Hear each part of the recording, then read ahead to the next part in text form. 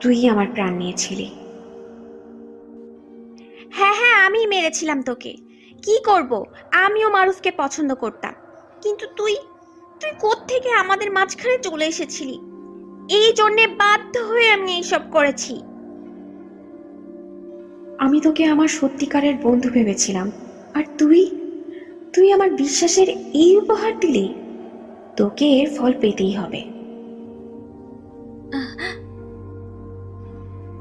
এই বলে জান্নাত আঁখিকে কুয়োর ভিতরে ছুঁড়ে ফেলে দেয়। কুয়োতে ডুবতে ডুবতে বলে, না জান্নাত, দাঁড়াও, আমাকে বাঁচাও, আমি তোমাকে কিছু বলতে চাই। তারপর আঁখি কুয়োর জলে ডুবে যায়। হায় আল্লাহ, মারুপ আর বৌমা এখনো বাড়ি কেন ফিরল না? তখনই দরজা দিয়ে মারুপ আর আঁখি ভিতরে আসে। মারুপের একটা হাত কাঁধে নিয়ে আঁখি ঘরে ঢোকে। মারুপ তখনও অজ্ঞান অবস্থায় ছিল। বৌমা, তোমরা এসে গেছো? তোমরা ঠিক আছো তো? হ্যাঁ, আমরা ঠিক আছি। মারুফ অজ্ঞান হয়ে আছে, সকালের মধ্যে ওর জ্ঞান ফিরে আসবে ঠিক। কিন্তু আমি তো কিছুতেই বুঝতে পারছি না, তুমি মারুপকে একা কিভাবে এতটা পথ নিয়ে এলে? রাত অনেক হয়ে গেছে, আপনি ঘুমিয়ে পড়ুন।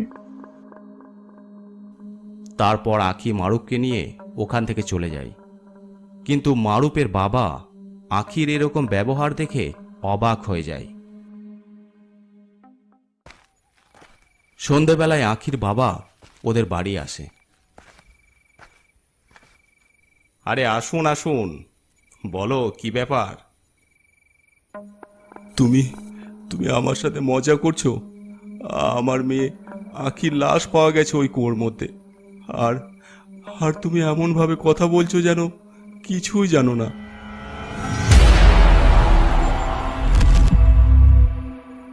এইসব কি বলছো তুমি? আঁখির লাশ? কিন্তু ও তো এখানেই ঘরেই আছে। বাহ, সত্যি সত্যি তুমি চরম খেলা খেলেছো। প্রথমে তো তুমি তোমার ছেলের সাথে আমার মেয়ের বিয়ে দেবে বলে প্রতিশ্রুতি দিয়েছিলে। যখন জান্নাত ওদের মাঝে আসে, তখন ওকে রাস্তা থেকে বের করে দেওয়ার জন্য আমার মেয়েকে ব্যবহার করলে। এখন যখন ওর কাজ সম্পূর্ণ হয়ে গেছে, তখন আঁখিকেও রাস্তা থেকে বের করে দিলে।